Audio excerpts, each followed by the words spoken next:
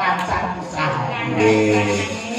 Tur dawuhipun Pak Mujito menawi mangke Karnan penggali tur warga masyarakat meniku saestu antusias anggenipun mirsani wayang.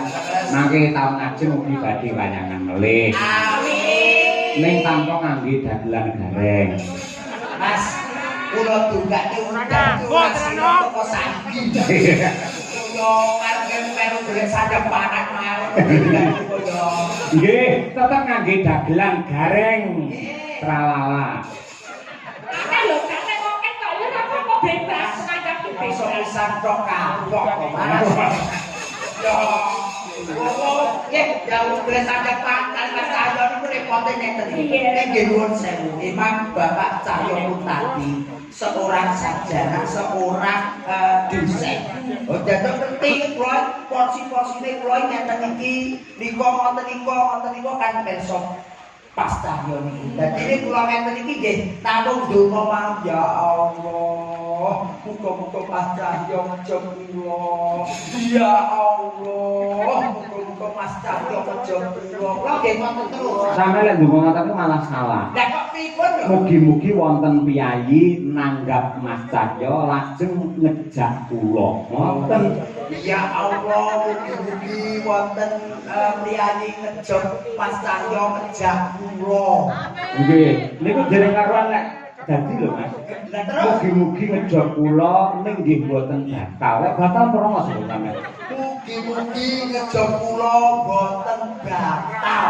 Nggih, mboten badhe batal, tetep berlangsung wayangan dengan sukses. Lan mugi-mugi lho Mas, lek ora dibayar merongos nah sampeyan. Kok ora welas ya. Kaya ning boten Mas, sportivitas dulur-dulur Ponorogo. Nggih. Nanggap biar ora tahu tegese muni ning buri, ora tahu bundel, kabeh barang sing halal, barang sing becik dipangan yo enak, diombe yo ora ngerti. Nggih, niku. Napa melih sewaten beliau Pak Mujito. Pak Mujito. Pak Mujito nando awake dhewe. Kapiran manganan lu pintu. Lah ora awake dhewe wis dadi seniman, paling apa kuwi tugase yo menghibur Hibur masyarakat, dulur-dulur masyarakat. Lek Pak Mujito gawe tentreme masyarakat Indonesia. Membuat dadi bakal bentising NKRI. Wah, abot banget gaweane niku abot banget. Abot tenanan kula lek iki wis dipengin rezeki, iki syukuran bumi iki kanthi rasa meriah. Sing rawuh ya akeh. Akeh banget lek sore mau penonton, lek wayah gara-gara kesinggungan iki sedaya menika penanggap. Amin. Nanggap wayang klasik tanpa gareng. Mas, iki liyane banyuran kuwi ora.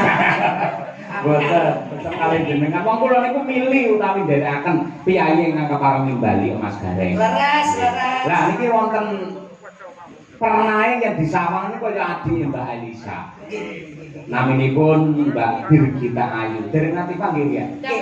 Kula to. Kula dereng. Iki mumpung ketemu. Nggih. Sing pundi to? Sing iki lho Mbak Birgita. Siji terus. Wah. Wah, kula kita ra siji kok. Ora. Kula telu iki buka isi lho telu. Nggih. Menika kula kadang mriki sareng kali Mas AA. Nggih. Kali niki. Ah, iki syukur.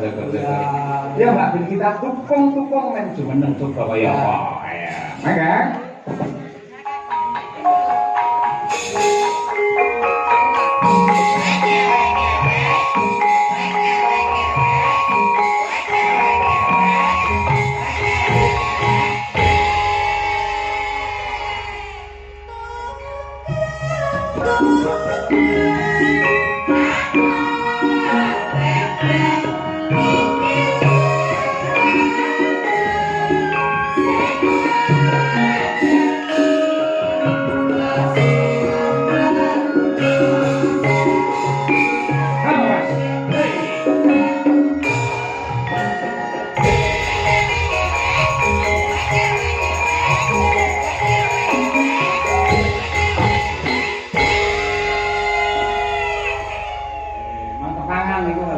Lintang Ini jendalu nak. Nggih, selamat malam. Selamat pagi. Selamat pagi. Wektune wis goro-goro. Ya. Alhamdulillah, ketemu ping pisan apa ping pindho. Masa kok masa kok lali? Oh, kowe mesti dihentak mesti lali. Kita lali soalnya.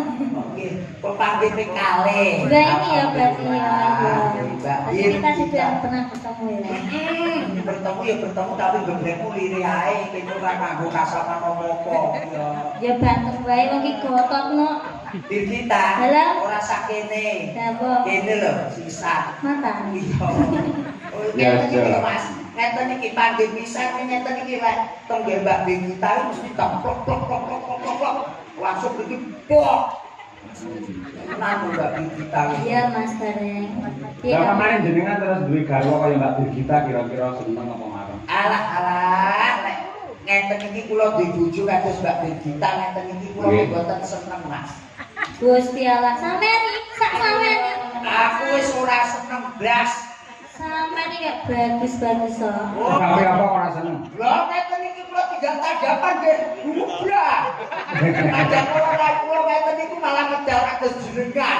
Iya. Oh ya Mbak Begita, menika turun para kadang dulur-dulur sedaya ingkang taksih muman menika remen sanget mbok bilih panjenengan enggak.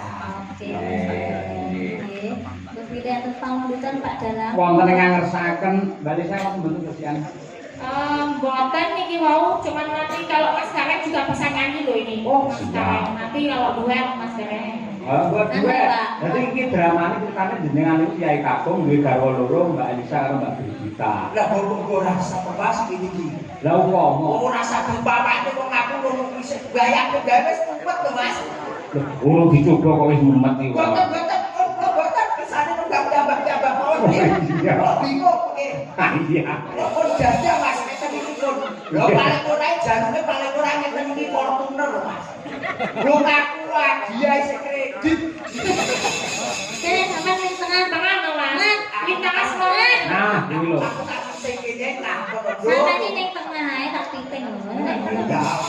Kene lho. Ditekan Mas Sanjong ngeten iki. Lah, Kula boten ngerti pripun lho mriki nggih kados ngeten iki. Emas 24 karat. 24 karat. jenengan 24 karat. 24 karat. 24 karat. Sidang. sampeyan jenenge lho, Bogor lho iki gawat iki ya Bogor. Oke lah, gua kan digawe tapi digawe panci lho. Yo bonito iki. Iya. Panci keprokne sampean kuwi malah ora. Lah apa-apa nek kangge model TikTok kok. Waduh, panci ngamar bindul. Nah iya. Monggo dipun aturaken Lintang Asmara. Nggih, coba trio. Kenal aku dia dari gigi amang-amang Jawa. Aku mesti ngomong ning omah iki dene kerumiyan. Oh iya. Gak gitu. Gejala dagelane ngono, wis disyukuri aja. Ya disyukuri dua syukur bisa yo. Aku ya. Malah itu stop. Oke Mas. Moga. Monggo Lintang Asmara. Dadah.